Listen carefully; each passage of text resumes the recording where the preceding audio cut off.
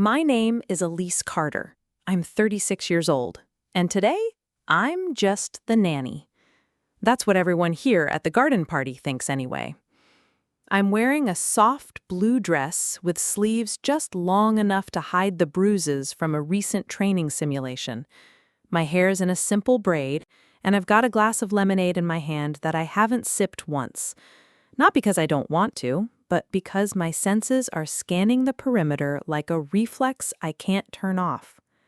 3 exits, 2 security cameras, 1 man near the hedges who's definitely not here for the finger sandwiches.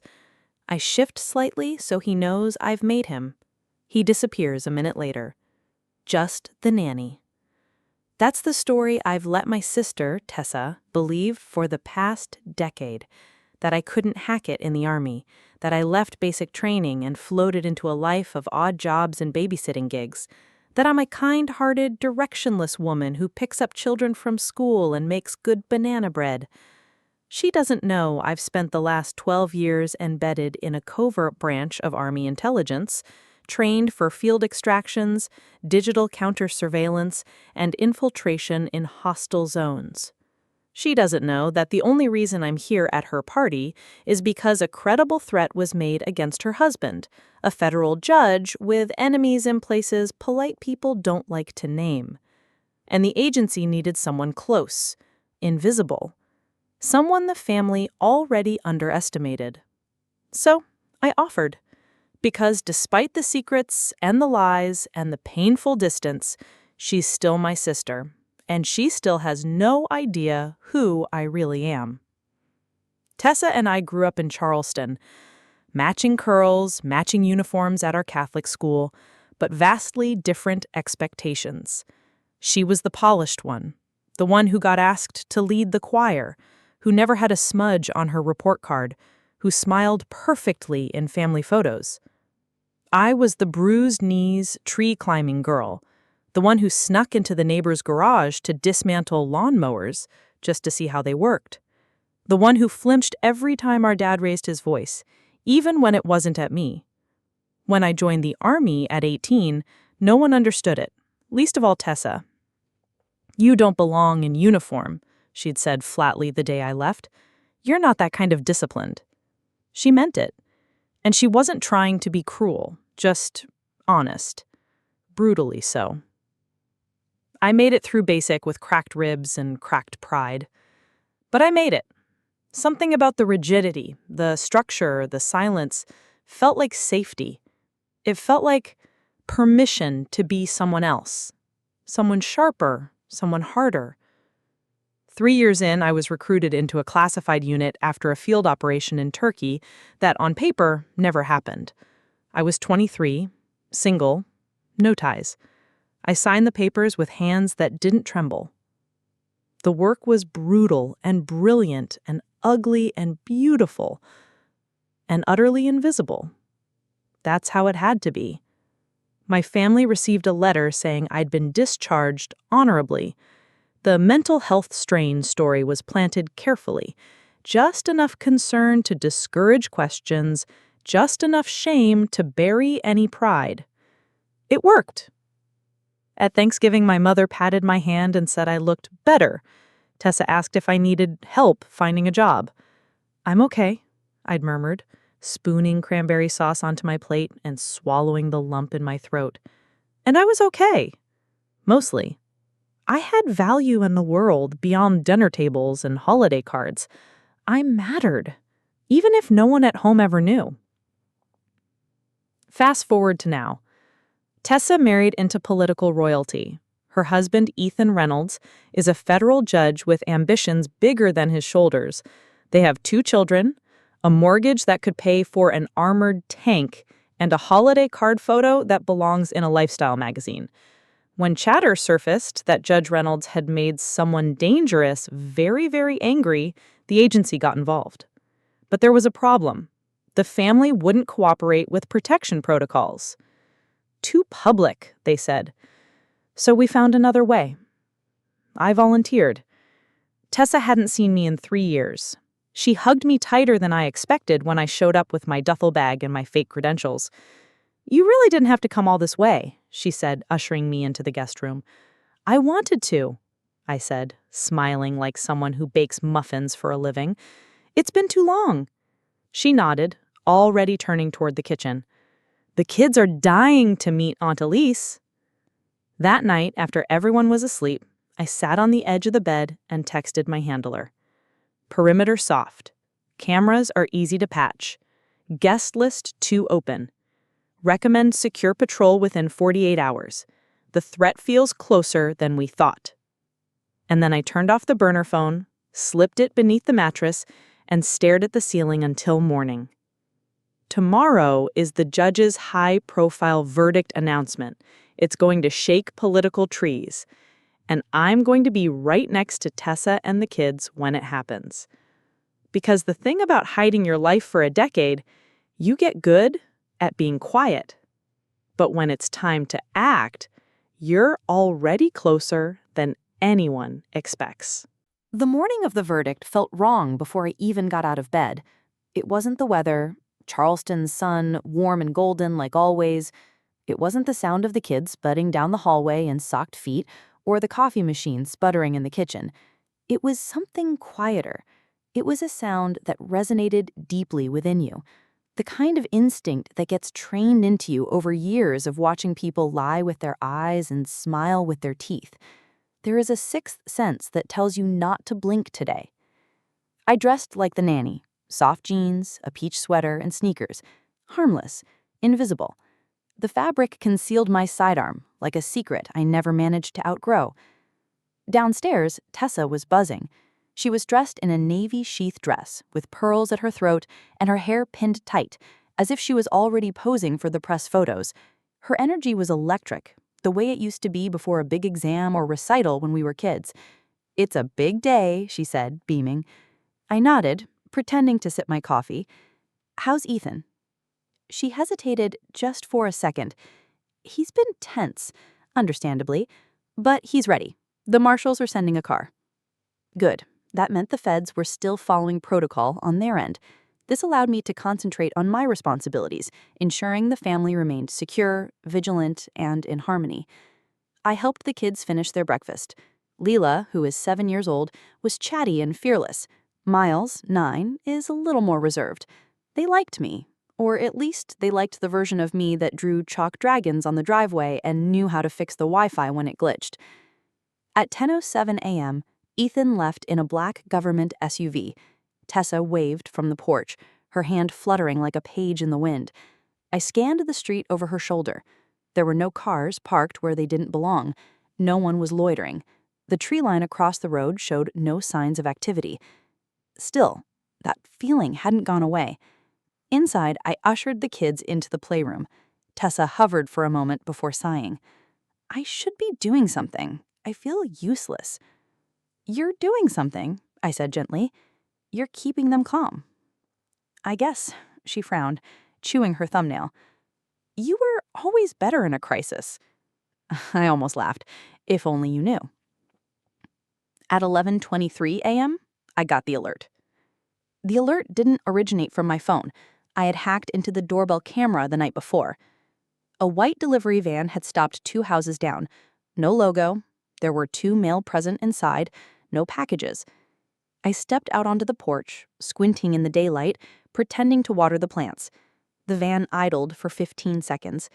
Then it pulled forward, slowly, past the house, past the playground, and kept going. Is the man seated in the passenger seat? He looked up. He aimed his gaze directly at the porch, directly at me, and smiled. It wasn't friendly. It was the kind of smile you only see before something catastrophic happens. I stepped back inside and locked the door behind me. My fingers flew over my burner phone, typing out a brief message. "I may need a recon pass. White van, no tags. There are 2 male occupants in the van. Window shot. It is recommended to initiate a backup shift now rather than later." The reply came 30 seconds later. "Logged. Working reroute. Hold position. Keep the package contained." Package, that meant Tessa and the kids. Containment meant don't let them out of your sight. I tucked the phone away and breathed deep. "Hey," Tessa called from the kitchen. "You okay?" "Yeah," I said, smiling like it wasn't a lie. "Just checking the mail." False alarm. By 2 p.m., the verdict was in. Guilty. The verdict was guilty on all counts. I didn't need to see a headline. I saw it on Ethan's face when he stepped out of the car an hour later. Pale, jaw tight, eyes scanning like he finally realized the water he was swimming in wasn't calm anymore. He kissed Tessa's cheek, he hugged the kids, shook my hand, firm, quiet, heavy. That night, over dinner, the house was too quiet. Everyone smiled too hard. The laughter was excessive. Tessa poured herself a second glass of wine before the main course. "I think we're okay now, right? The worst is over." Ethan and I locked eyes across the table. "Sure," I said. "The worst is over."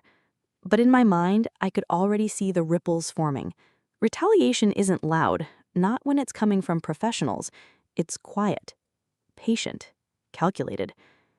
I tucked the kids into bed, read them a chapter of a book I wasn't paying attention to. Then I stood in the hallway and stared at their closed doors like a sentry on a forgotten post. Downstairs, Tessa was loading the dishwasher, humming, and I caught my reflection in the kitchen window. The only person present was the nanny, but I looked worn out. I was exhausted in a way that most people rarely experience. I carried a life that was hidden from others' view. At 3:17 a.m., my secure phone buzzed. "Intel update. Target is likely local. Surveillance confirms recon. The threat window will remain active for 72 hours. My hands curled into fists. Game on. The first thing I did the next morning was move the kids' beds. Tessa thought I was just being quirky. "You're nesting," she joked as I adjusted furniture, rolled up rugs, and checked the window locks. She didn't notice that the new setup put both children out of the direct line of sight from the street, or that I'd placed a small flashlight under each bed. I replaced the smoke detector batteries at 4 a.m., despite their non-dead state. I told her it was for a better flow of the room. She shrugged and went back to her espresso machine. The thing is, when you've lived on edge long enough, you start preparing for disaster the same way other people prep for a dinner party. You do it with a smile. You do it quietly. And you never ever say the word danger out loud. At 11:52 p.m., I saw the van again. This time, it didn't stop. It just rolled past slowly, the driver leaning just a little too far forward.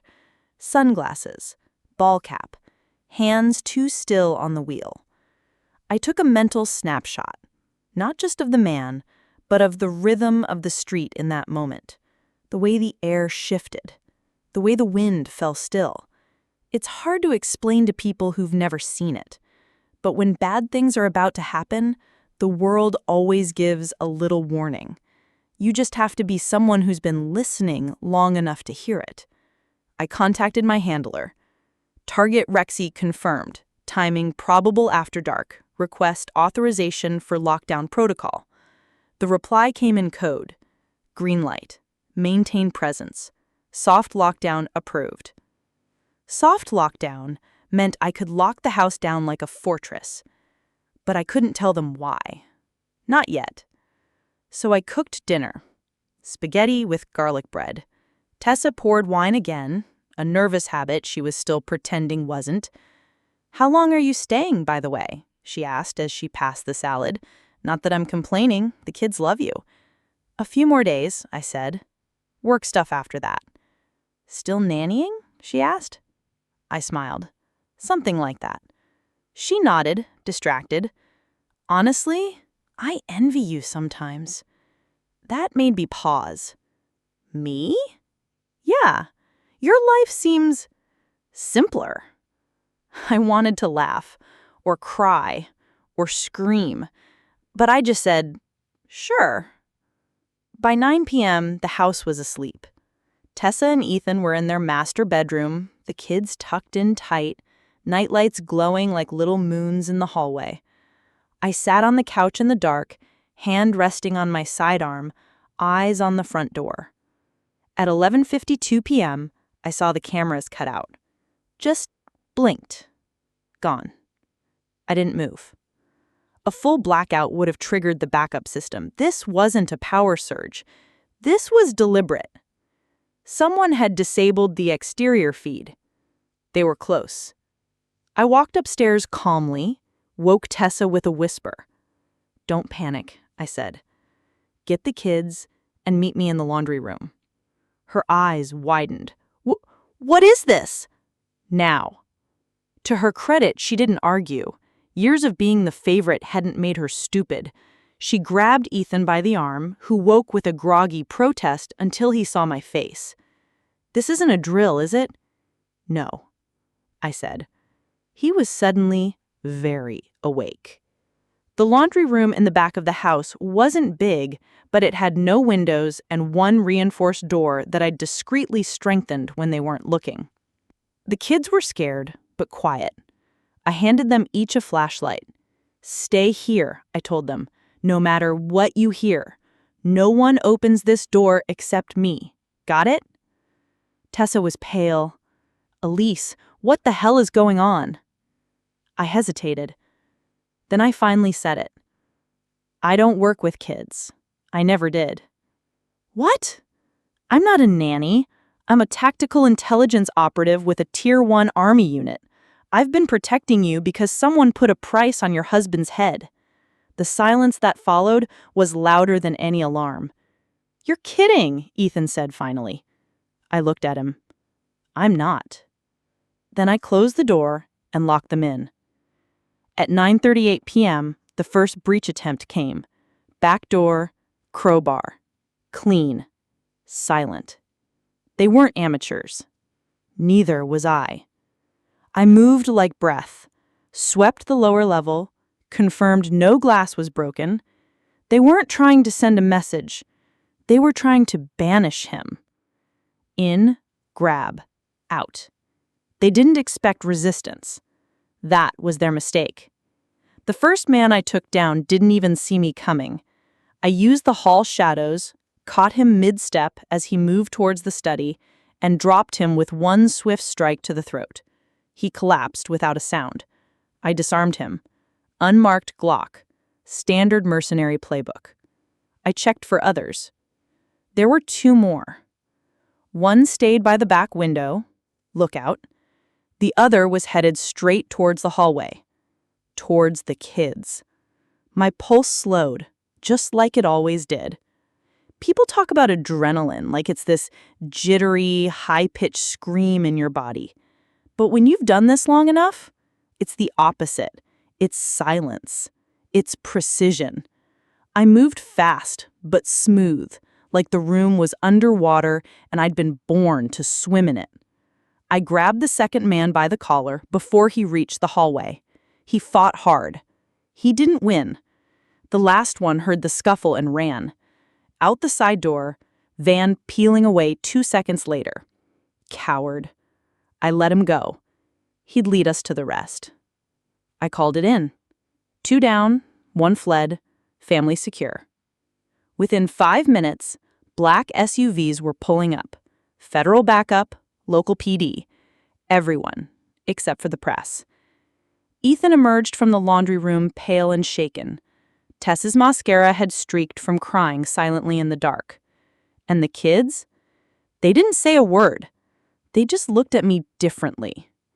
Like, maybe I wasn't just the fun aunt anymore. That night, after the house was swept and the bodies were gone, and the kids finally drifted into sleep, Tessa came and sat next to me on the porch.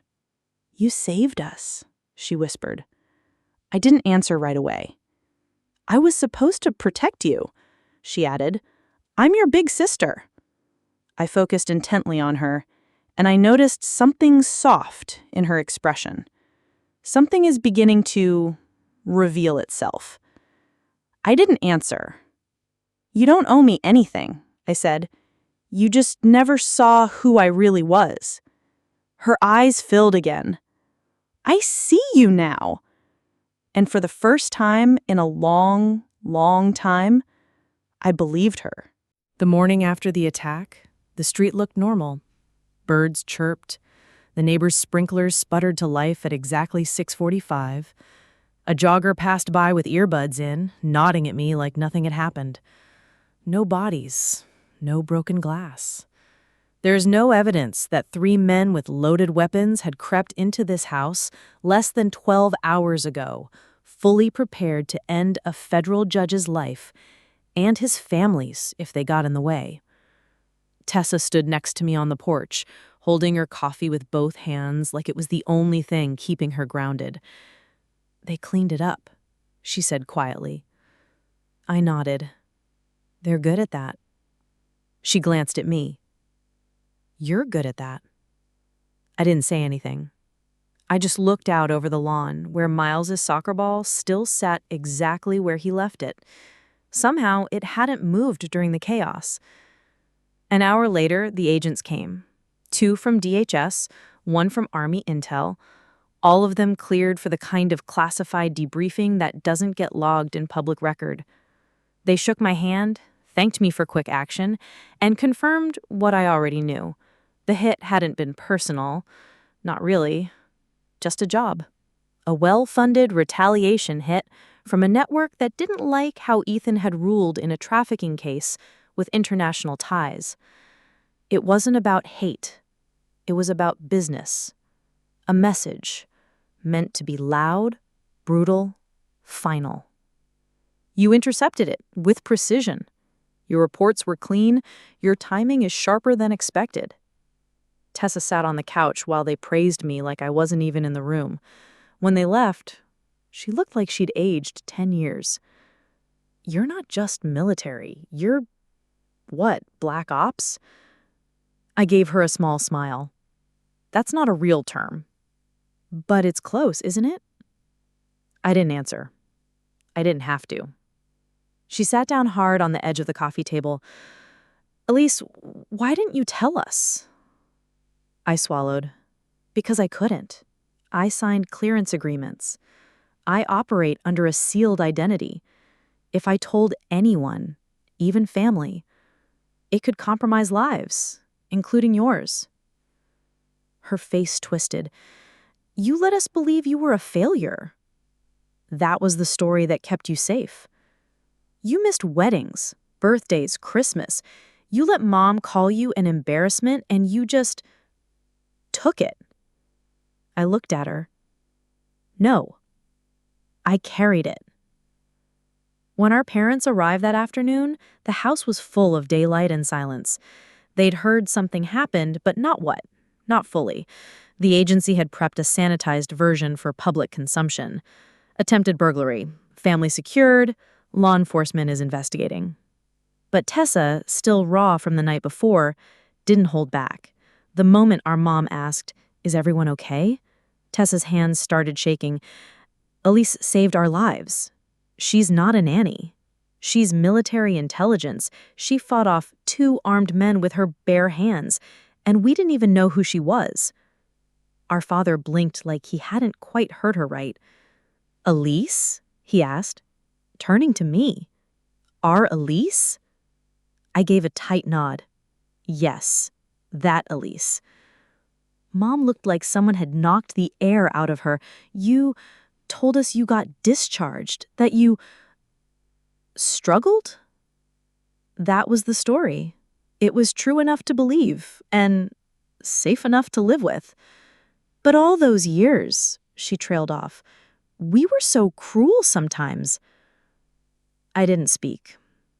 Because if I did, I might have said too much. That evening, while the kids played in the backyard like nothing had changed, my father approached me. He wasn't a man of many words, but he stood beside me quietly for a long time, hands clasped behind his back, gaze steady on the kids. "Your sister told me what you did last night." I nodded. "She also told me about the men you neutralized and the one you let run." Also true. "You were always different," he said after a beat. "Not lesser, just quieter. I learned to be, I said softly, because no one wanted to hear the noise. He looked down. I regret that. I didn't expect that. Not from him. He looked back up. You protected your family. You did it without needing praise or recognition. That's the kind of strength I've never understood. But I see it now. My throat tightened. I said nothing. But I heard it. I felt it. He saw me. For the first time, maybe in my entire life. That night after the kids were asleep and we had locked down the house again, not out of threat, but out of habit, Tessa brought out a bottle of wine and poured us each a glass. We sat on the porch again, like nothing had changed, but everything had. She used to feel sorry for you, she said, swirling the glass. Thought you were lost. Thought you were wasting your life. I let her words land without interrupting. And all this time, she continued, you were out there saving people, doing things I'll never even be able to imagine. I wasn't doing it to prove anything. I know, she replied. That's what makes it hit harder. She looked at me, something shining in her eyes, not pity, not guilty. Pride. Real pride. You're not just my sister. You're the strongest woman I've ever met. And this time, I believed her too. I departed 6 weeks later. It wasn't a sudden departure. No helicopters, no last-minute sprints to the car, no men in black suits waving encrypted folders. Just a quiet flight, a quiet seat, and a quiet goodbye note left on the guest room nightstand. Because sometimes silence says more than the best written words ever could. I'd left my duffel bag in the same spot I'd found it. Folded the sheets, washed the mugs. You'd never know a covert operative had lived there. Or killed someone there. You could have even saved someone's life there. That's kind of the point. I didn't tell Tessa where I was going. She didn't ask. But she did leave a card tucked into my bag. The card was handwritten in the same old, slanted cursive she used in high school. Your next destination remains unknown to me. I probably never will. But wherever it is, I hope they know they're safer now. You don't always have to carry everything by yourself. Love, T. I read it twice before tucking it back inside. And for the first time in years, I cried. The tears were not the broken, angry kind. It's the emotion that arises when a burden begins to ease. The assignment that followed was short. 3 weeks in Eastern Europe. Low profile. Surveillance only. There was no direct interaction unless someone provoked it. It was clean. Efficient. Forgettable, even. The way good ops are supposed to be. But somewhere between the border crossing and the last debrief, I realized something was shifting. It was subtle, like a draft under the door you don't notice until your skin feels cold. I was worn out. It was not the type of fatigue that could be alleviated through sleep. I was experiencing a fatigue that was deeply ingrained in my bones. The tiredness resided in the spaces between the silences. Every lie I'd ever told to remain invisible echoed in the silence. I wasn't sure I could keep doing it much longer. 2 months after I left Charleston, I got a photo on my secure line. No caption. The photo was simply a snapshot. Tessa and the kids, sitting on the porch, holding up a handmade sign that said, "We see you. We love you. Come back someday." I stared at it for a long time. There was nothing operational about it. There was no code missing present. There was also no clearance flag present. No threat. Just warmth. The warmth was genuine and human. It hit harder than any bullet had ever had. I requested leave. This was my first leave request in 7 years. The approval came quicker than expected. Even command seemed to understand. Maybe they saw it in my eyes. Maybe they'd seen it in their reflections. The toll of carrying too much was evident. So I packed a civilian bag. I did not include any burner phones in my bag, no gear, no sidearm, just jeans, a notebook. I also carried a book that had been on my to-do list for years, but I never found the time. Then I got in a rental car and started driving south.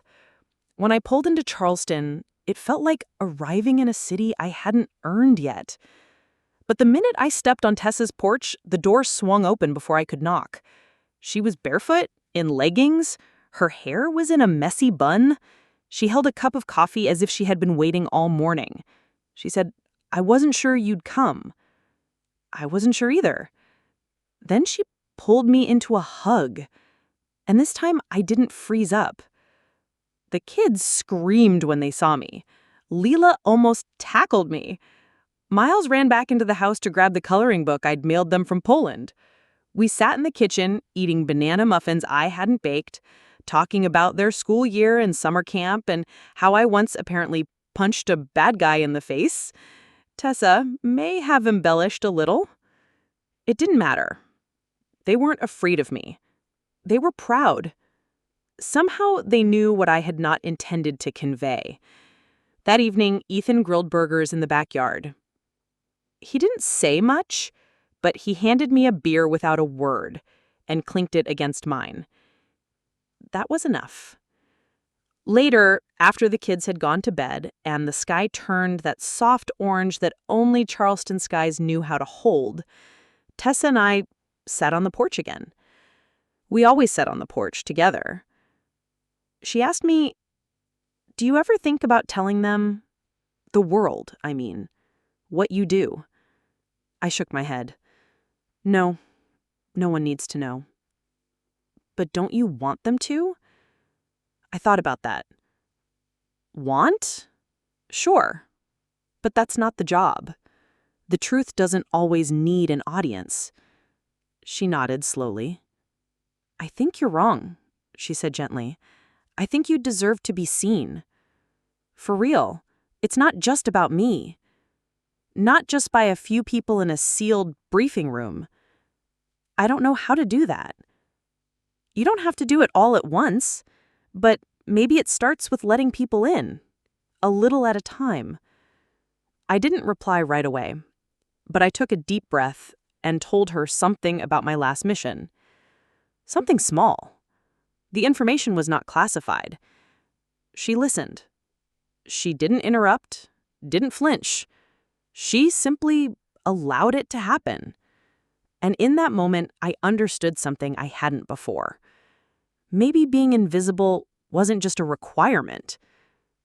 Maybe it had become a shield. It was no longer a necessity. I stayed for a week. It wasn't long, but it was long enough to remember who I was underneath the training. Underneath the silence, I was more than just a rank. I was more than just a rank. She is more than just a mere apparition. A sister, an aunt. Once a woman believed strength entailed hiding herself. But perhaps true strength lies in knowing when to be vulnerable. Before I left, Tessa walked me to the car. She handed me a small box wrapped in brown paper. Don't open it until you get home. Is it banana bread? She rolled her eyes. Just open it later. When I got back to my apartment 2 states away, I unwrapped it on my kitchen counter. Inside was a frame. And in it, the photos she'd sent before. The porch, the kids, the sign. We see you. We love you. Come back someday. Underneath, she'd added a note. Whatever you do next, don't disappear completely. The world still needs people like you.